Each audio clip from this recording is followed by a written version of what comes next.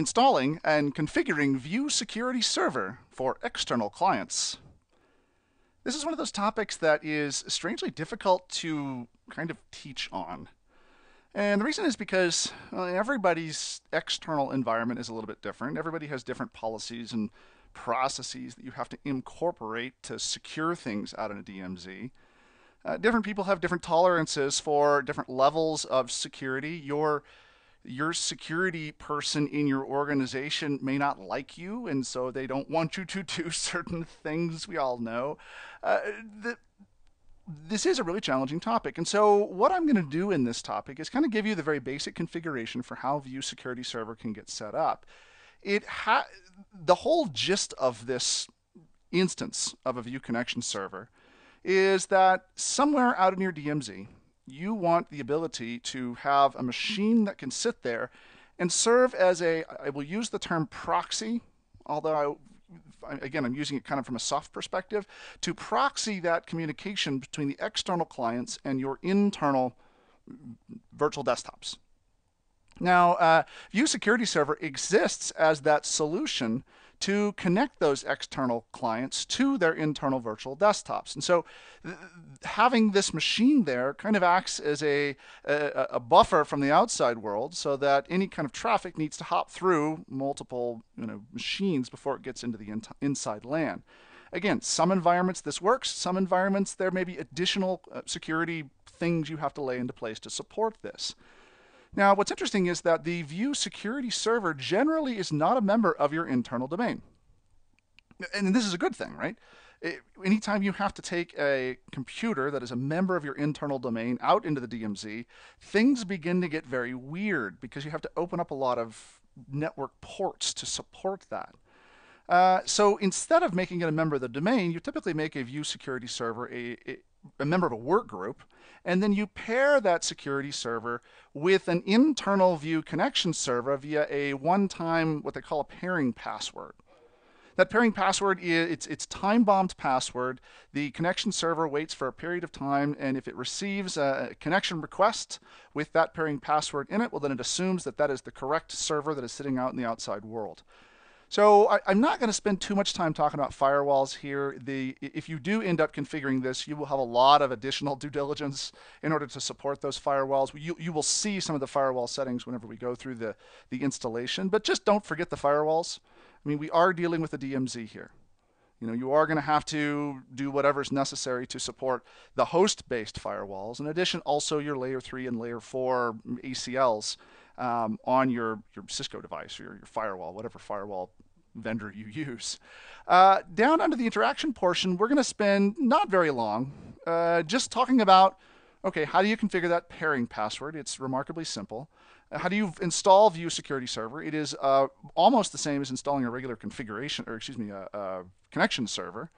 And then how do you set up the external URLs, which in many ways may be one of the more challenging bits here because those external URLs can require working with your provider, whoever's providing your external resolution, if that's not you. I do want to spend just a minute here kind of going over what this looks like from a kind of a whiteboard perspective. I think this will help you understand why the security server exists as a separate machine from the View connection server, particularly if you've never done any work in a DMZ before. So let's assume that we have our virtual machines. And in a standard environment, one where we're just sitting here inside of the LAN, as you already know, we have users that have to interact with a View connection server. Right? So user talks to View connection server, and then ultimately View connection server kind of handles all the communication eventually down to these virtual machines so that the user can work with their virtual machines. This is nothing new. We've been working with this for a while. But things actually get a little bit more challenging whenever we've got a firewall in play. So on the right-hand side of this screen is sort of the inside environment. That may be our company.pri domain. On the left-hand side of the environment is now the rest of the world. So, all right, the rest of the world is out here. That rest of the world is separated by some firewall. And so if a user's out here and that user needs to connect into a machine here, a view connection server, we don't want to open up those direct ports because, well, that's just a really bad idea from a network security perspective. Consequently, the way that this sort of gets resolved is by setting a piece of equipment between the user and the internal view connection server, and that piece of equipment effectively becomes your view security server. With that server in place, all we need to do then is connect up to the view security server, and then that view security server can then interact with your view connection server to eventually work down to your virtual machines. Now, the challenging part here is the fact that, so on the outside, many of us, perhaps most of us, have a disjointed namespace between the outside world and the inside world. You know, your domain on the inside might be company.pri, but your domain on the outside is very obviously not going to be company.pri. It might be something else, like, I don't know, cbtnuggets.com. How do you like that for the plug? So because of that, there's a couple of extra things that are required here to support this external namespace. And it's really it's well built into the system. You just punch in whatever that URL is, and it's going to resolve to whatever this view security server is. It wouldn't be obviously this URL, but it might be, I don't know, vmwareview.cbtnuggets.com or something like that. You'll find in just a minute here too, as we start talking about the PC over IP services, that in addition to having a fully qualified domain name, we also need to have an IP address so the PC over IP will function correctly. So with this in mind, let's actually go take a look at our environment here. I have the view administrator set up. We're taking a look here at servers. I have vcon, the view connection server here. And under the More Commands button, you can see the item called Specify Security Server Pairing Password. Now what this is a one-time password. Okay, it's a timed bombed password. And it's used so that that outside machine can get paired up with this inside computer. And essentially what it's doing under the covers is creating that authentication between the two. Once the two have that password, that shared secret between the two, we can then use that to deal with authenticating all the following traffic from that point on. So let me punch in a pairing password here and make sure I get it correct on both sides. There's a certain number of minutes or hours that you can set up for the timeout for that password. I'll put 30 minutes in here because that's the default. And now that server vcon is going to wait for that incoming request from whatever that new server is going to be so that it can pair up with that new server. I've got a 30-minute timeout, so we've got to kind of get this thing installed. That's step one. Step two actually requires us to go to a brand new computer. Okay, this is a brand new computer I've installed. This is vcon-s. And the vcon-s computer is essentially ready and waiting. Well, it's a basic bare bones computer, and it's ready and waiting because we're going to install the view connection services onto this computer. Let's go ahead and run through that install. I want to go here under Start, and I'm going to go find where I've actually downloaded the view connection server bits. There they are right there. For those view connection server bits, I will double click to launch the installation. That installation will load. This is really nothing that you haven't seen before. Right, we've already installed, in fact, we've already installed 2 view connection servers thus far, 3 if you actually went through the replica installation. And so thus far, you've seen this process already a couple of times.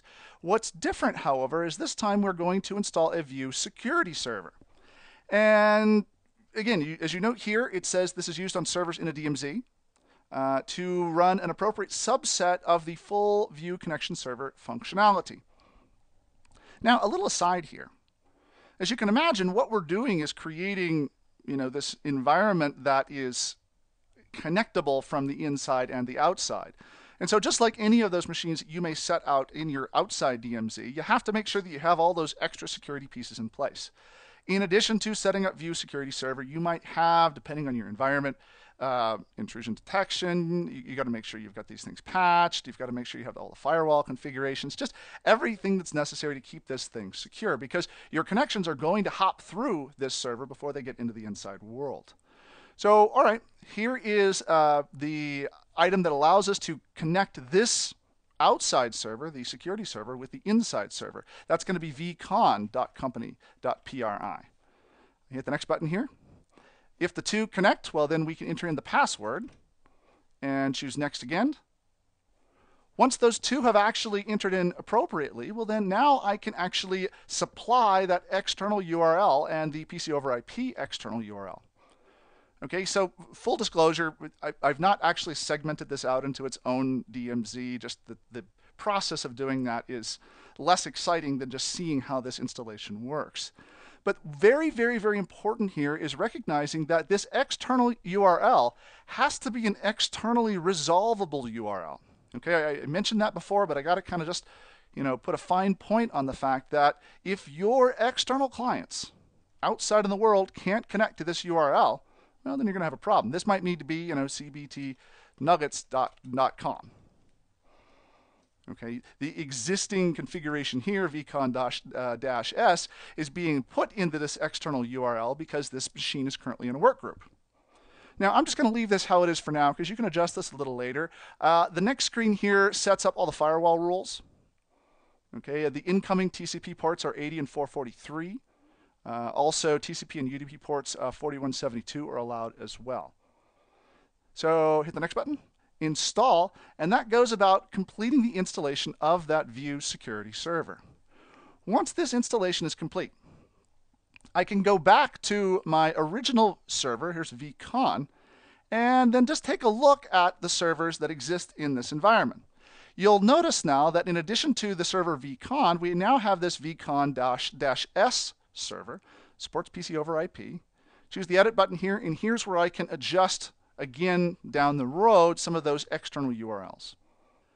So that's really it. There's not much to see from the client perspective. I can connect up a client to this server, and then it will eventually facilitate the access of my of that client to my virtual machines. But in reality, that's kind of what there is to see here as it relates to View Security Server. Again, another connection server sits out on that DMZ in a work group. You'll notice too that because we're dealing with HTTPS encryption here or authentication here, you may consider actually installing a publicly, resolvable certificate, so one that you buy from your GoDaddies of the world, to that external machine so that you can support not having to worry about certificate services. In this current environment, if I connect up, I'm going to have the same situation like I did when I was connecting first with that client, in that I'm not going to trust the certificate for this external machine. So again, what have we talked about in this nugget? I've been talking about that View security server and how really trivial the installation is for a View security server. Essentially, it's there. It connects client to the internal virtual desktops, and then the external machine and the internal machine talk in whatever language they need to talk to support that connection. We talked about how that View security server is generally not a member of your internal domain, and how you can actually set a one-time pairing password for supporting that initial authentication. Talked a little bit about firewalls, and then down here in the interaction portion, we configured the pairing password, installed View security server, and configured those external URLs. I hope this has been informative for you, and I'd like to thank you for viewing.